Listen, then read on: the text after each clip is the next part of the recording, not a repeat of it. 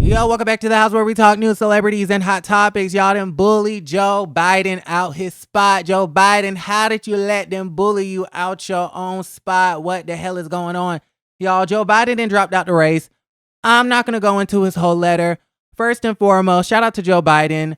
He was not a perfect president. He did not do and say all of the things that I wish he would have done and said. However, he was a decent president. He cared about people. He cared about democracy, and he was a hell of a lot better than former President Donald Trump. Full stop, period. I kind of feel bad for the guy because I assume he's going to be retiring. I don't think he's going to have a very extensive career post his first term being president and things like that. And so with him going into retirement, with him being 81, I believe 81, approaching 82 years old, it's a very sad situation because this man feels betrayed. He feels abandoned by Chuck Schumer, by Nancy Pelosi, by other congressional Democrats, by his base.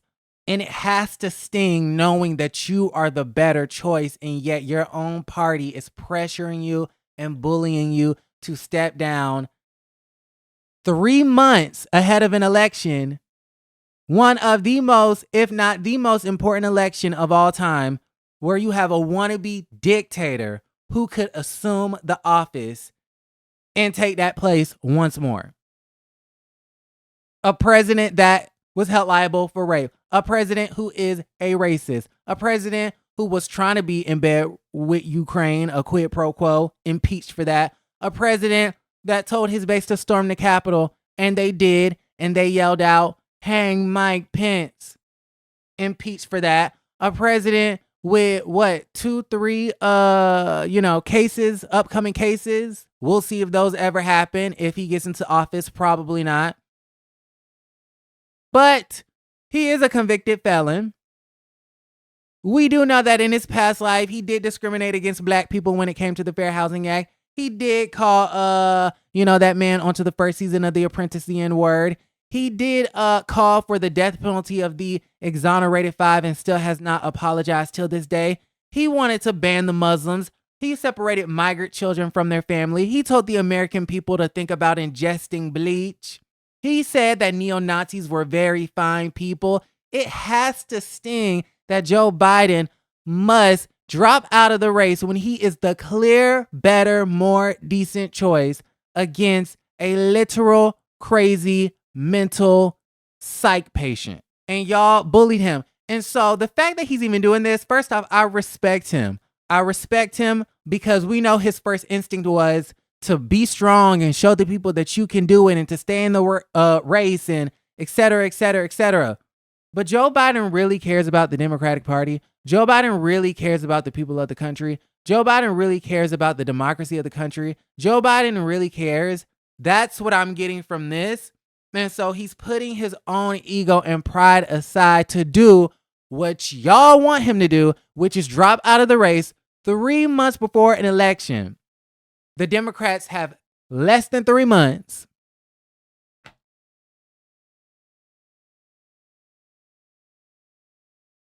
The Democrats have less than 3 months. I got a text. The Democrats have less than 3 months to figure out who is going to be the nominee. Okay, wait. So Joe Biden just went to Instagram. My fellow Democrats, I have decided not to accept the nomination and to focus all my energies on my duties as president for the remainder of my term. My first decision as the party nominee in 2020 was to pick Kamala Harris as vice president, and it's been the best decision I've made. Today, I want to offer my full support and endorsement for Kamala to be the nominee of our party this year. Okay.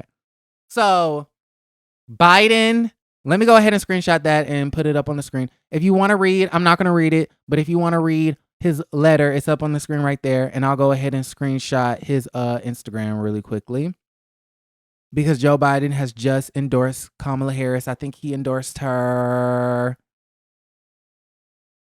27 minutes ago. Listen, okay. So yeah, 3 months out, Democrats have no nominee. This is a disaster. Listen, so this is my personal opinion. I am going to vote. Let me preface this by saying I will vote for the Democratic nominee pretty much no matter who it is. I truly do not want to see Trump back in that office. Okay. Now that I prefaced that, let me give you my opinion. I think Kamala Harris would make a decent, fine, okay president. I think she could run the country just fine. However, I always imagine Kamala being president by default through a state of an emergency, through a crisis, maybe by way of a death, like no tea, no shade, but that's always how I thought that was going to happen. But now that Joe Biden is no longer running for president in 2024, Kamala Harris. I will support Kamala Harris. I will vote for Kamala Harris. I love Kamala Harris. I think she's great. However, with 3 months out and this being such a crucial election, I don't think the Democrats, we don't have time to convince the people that they should vote for a black, colored, Asian, black woman. I don't think we have time to convince this racist country to vote for her. I don't. 3 months out, I don't. I truly don't. This country did not want a white woman to be president. Hillary Clinton was so experienced, Secretary of State, Senator, First Lady, all the experience in the world, so intelligent, had so many great ideas. Such a talented woman. She was white, so she had that privilege. They didn't want her. Why? I don't know. Maybe it was the emails. I don't know what it was, but y'all didn't want her. I voted for her, but y'all didn't want her. 3 months out from the election, I don't think the Democrats have time to convince the world that they need to vote for a black, Asian, colored, non-white woman. I don't think we have the time. And maybe I'm being a pessimist. Maybe I should have more hope. Maybe I should think better of the American people. But half of this country supports a racist that my faith in the American people is slim to none. I don't think we have enough time to convince these people to vote for this colored woman. I just don't. But y'all let me know how y'all feel about the situation. I feel like we need a quick fix if we are going to save the country from that crazy man. But you know what would be tea? A Kamala Harris versus Trump debate? That would be kind of tea. That would be kind of tea though. Okay, wait, I'm kind of rethinking this. Wait, a Kamala Harris versus Trump debate, baby. Oh, Kamala Harris would eat. Okay, wait, let me rethink this.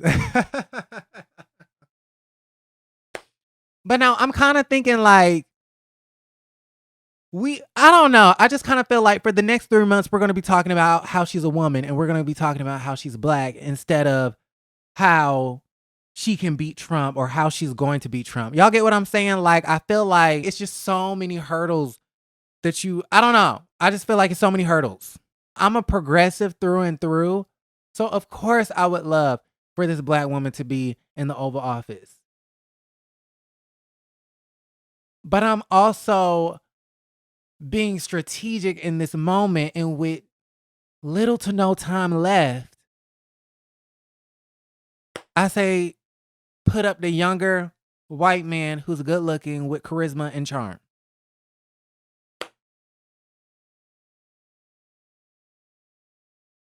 Honestly, am I wrong for thinking that? Am I wrong for thinking that? I don't know, y'all. So listen, shout out to Joe Biden. He wasn't a perfect president, but he definitely did his thing. I feel really bad. I know this has to sting. And so it is what it is. Y'all let me know how y'all feel about everything in the comments down below. Who do y'all think is going to be the nominee? Let's talk about it. Like the video, subscribe to the channel, and don't forget to create a great day.